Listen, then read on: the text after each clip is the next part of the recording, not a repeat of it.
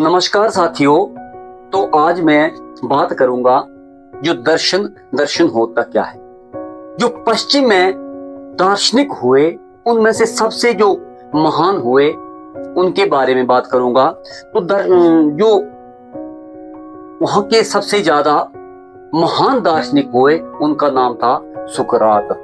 सुकरात यानी सोक्रेट्स, उनको सोक्रेट्स के नाम से भी जाना जाता था और सुकरात के नाम से भी जाना जाता था।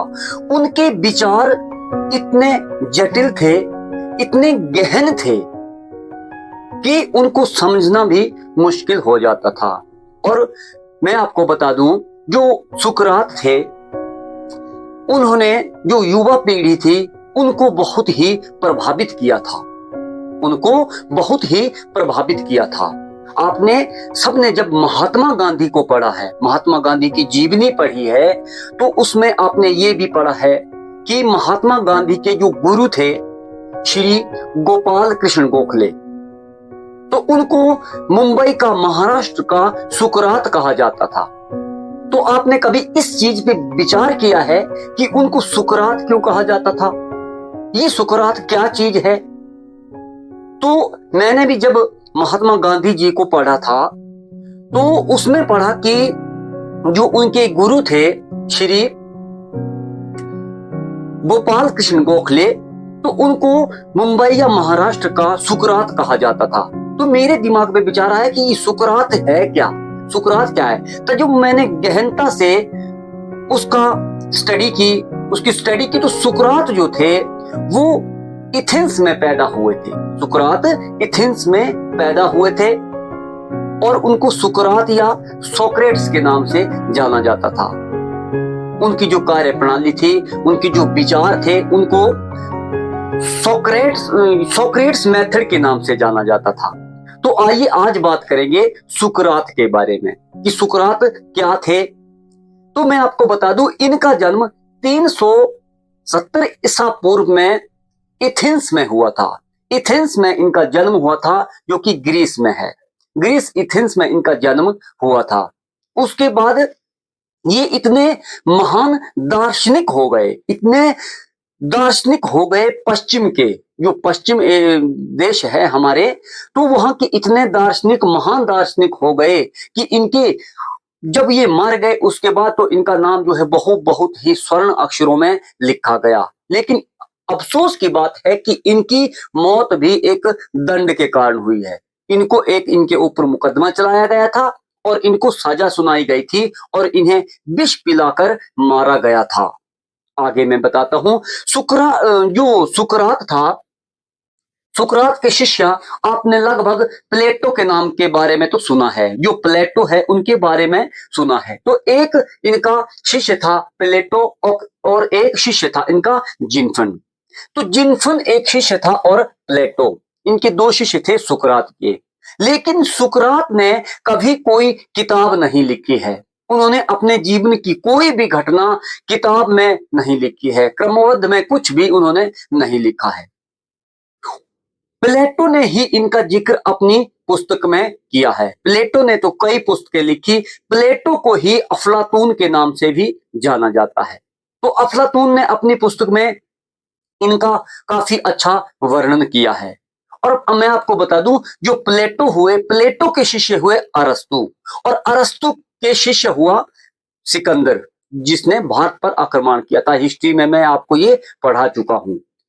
तो जब इनका जन्म होता है 370 ईसा पूर्व एथेंस में, तो वहां का एक इलाका था, एथेंस में एक इलाका था डेल्फी। तो डेल्फी में एक वहां की, हम उसको हिंदुस्तान में ज्योतिषी बोलते हैं, तो वहां पे बोलते थे ओरेकल। वहां पे एक ओरेकल रहती थी। तो ओरेकल, उन जो वहां के लोग थे उनका कहना था कि जो ये ओरेकल है, यहाँ की जो ज्योतिषी है डेल्फी की, तो उनके ऊपर अपोलो देवता का आशीर्वाद है। मैं आपको बता दूं, जो ग्रीस था, ग्रीस में अपोलो देवता का बहुत ही प्रचलन था और अपोलो देवता की मूर्ति हमारे हिंदुस्तान में भी बनाई गई थी। जब ग्रीस से आक्रमण किया गया था, डेरियस का आक्रमण हुआ था, तो उस समय हमारे भारत में अपोलो देवता की भी मूर्ति बनाई गई थी। अपोलो देवता वहां का बहुत ही प्रचलन में था। तो लोगों का कहना था कि जो वहां की ज्योतिषी थी, जो कि ज्योतिषी थी सुकरात के इलाके की ओरेकल, उसके ऊपर वहां के अपोलो देवता का आशीर्वाद है। अपोलो देव का उनके हमेशा साथ रहता है। तो एक बार जब लोगों ने पूछा, ओरेकल से पूछा कि आप ये बताओ कि यहां पर सबसे बुद्धिमान आदमी कौन है डेल्फी में, तो उसने बताया कि यहां पर सबसे बुद्धिमान जो है वो सुकरात है। तो जब ये पता सुकरात को लगा तो सुकरात तो हैरान रह गया कि मुझे उसने ऐसा क्यों कहा होगा, मैं बुद्धिमान कैसे हो गया। तो सुकरात ने अपने आगे विचारों में बताया था। सुकरात, मैं आपको बता दूं, ये जो एथेंस था, एथेंस एथेंस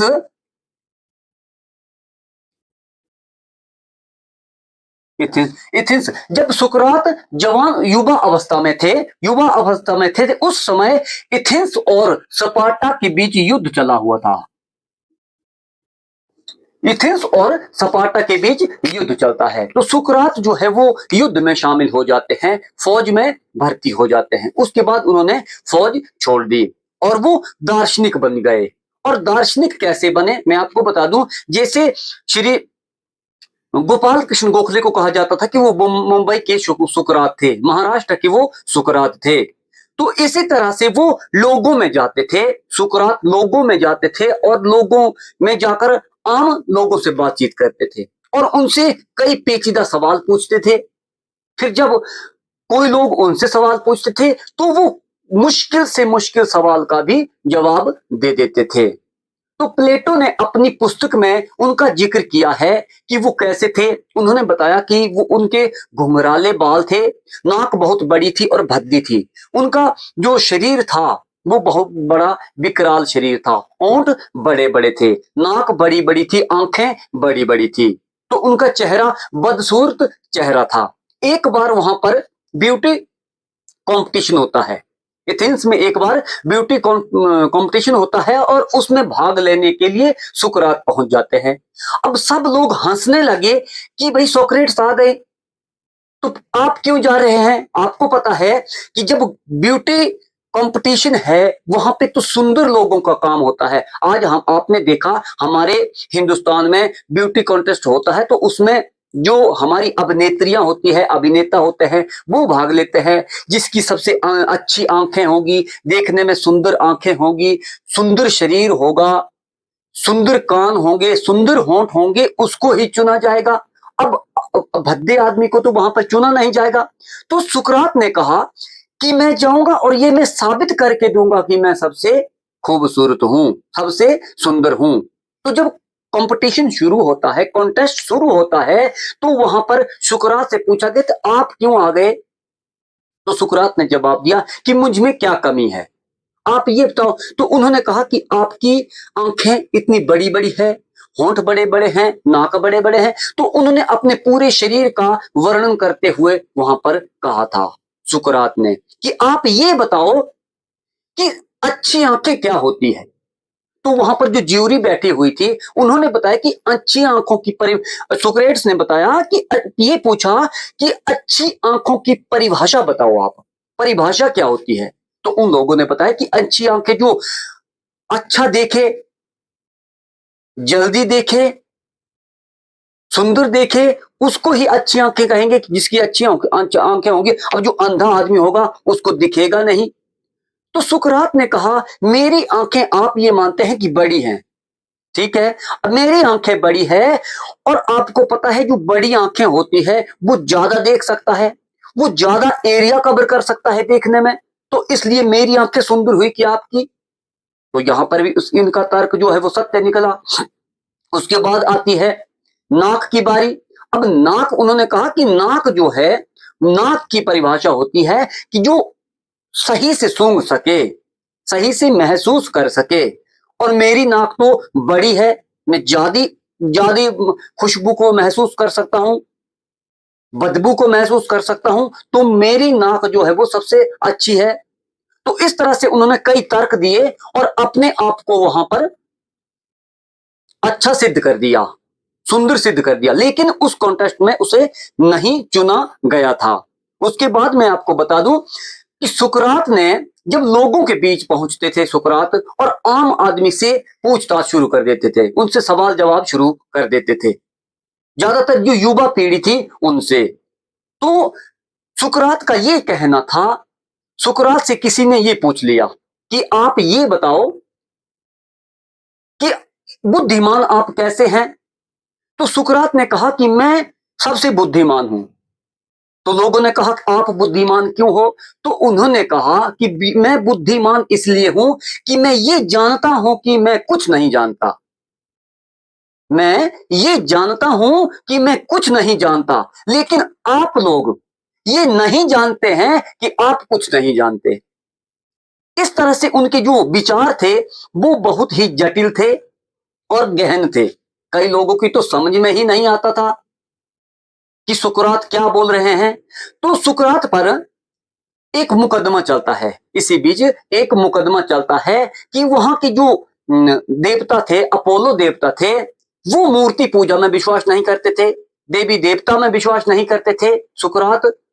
तो बोलते थे कि ये जो देवी देवता हैं इनमें विश्वास वो नहीं करते थे। तो उन पर आरोप लगाया गया था कि जो हमारी युवा पीढ़ी है उनको आप बिगाड़ रहे हैं, हमारे धर्म को भ्रष्ट कर रहे हैं, ये आरोप लगाया गया था उनके ऊपर, और देवता को ना मानने का आरोप लगाया गया था।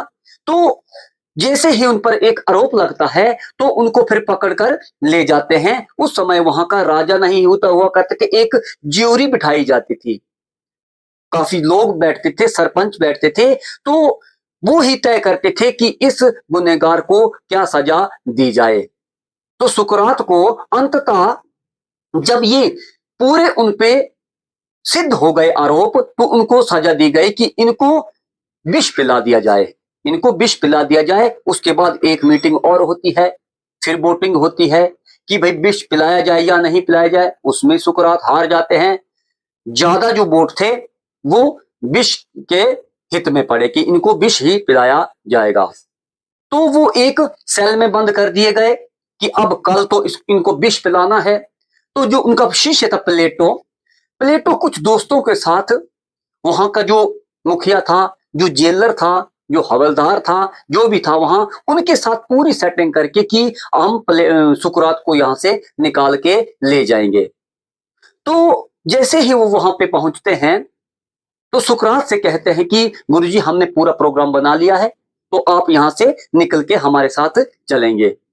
तो सुकरात ने कहा, अब ये आप बात सोचने की बात है कि सुकरात ने कहा कि मैं अगर यहां से भाग जाता हूं, चला जाता हूं, देश छोड़ के चला जाता हूं, किसी और देश में बैठ जाता हूं, तो मेरा शरीर तो बच जाएगा लेकिन मेरे विचार मर जाएंगे। अगर मैं यहां बैठता हूं तो केवल मेरा शरीर मरेगा और मेरे विचार जिंदा रहेंगे। अब ये आप इमेजिन करो, आप ये सोचो कि आप सुकरात की जगह होते तो आप क्या करते? आपको सजा सुनाई गई है, कल आपको फांसी दी जा रही है, और रात को कोई दो चार आदमी आपके पास आते कि जेल का दरवाजा खोल दिया गया है, आपको कोई रोक टोक नहीं होगी, आपको भगा के दूसरे इलाके में ले जाया जाएगा, आपको कोई डर नहीं होगा, तो आप क्या करेंगे? लगभग आप यही करेंगे कि उनके साथ भाग जाएंगे। लेकिन अगर दर्शन को अपनाना है, दार्शनिक बनना है, महान बनना है, तो मौत को चुनना पड़ता है। तो सुकरात ने मौत को ही चुना था। उन्होंने चुपचाप विष पी लिया था और अपनी जीवन लीला समाप्त कर दी थी। तो ये थे सुकरात, जिनके बारे में मैंने आपको बताया। सुकरात एक बहुत ही प्रसिद्ध दार्शनिक हुए थे। इनसे प्रभावित होकर जब इनके बारे में पढ़ते हैं मार्टिन लूथर किंग और अन्य जो दार्शनिक हुए, वो इनके बारे में पढ़ते हैं तो बहुत ही भयभीत होते हैं, बहुत ही प्रभावित होते हैं सुकरात से। तो सुकरात बहुत ही फिलॉसफी में बहुत ही महान सिद्ध होते हैं अपने जीवन काल में। बहुत ही सिद्ध साबित होते हैं फिलोसफी में। मैं आपको बता दूं, आप जितनी भी पढ़ाई करते हो वो फिलोसफी पे ही खत्म होती है, दर्शन पे ही खत्म होती है। आप अगर किसी चीज में पीएचडी कर लेते हैं तो वो भी फिलोसफी है, वो भी वहां पे जाके खत्म होती है, फिलोसफी पे खत्म होती है। तो ये मैंने कुछ फिलोसफी के बारे में और कुछ सुकरात के बारे में, अगर आपने इसका गहन से विचार करना है, इसका स्टडी करनी है, तो सुकरात की मैं अगली वीडियो, उनके जो विचार थे उनकी वीडियो में आपको बताऊंगा। तब तक के लिए धन्यवाद, जय हिंद।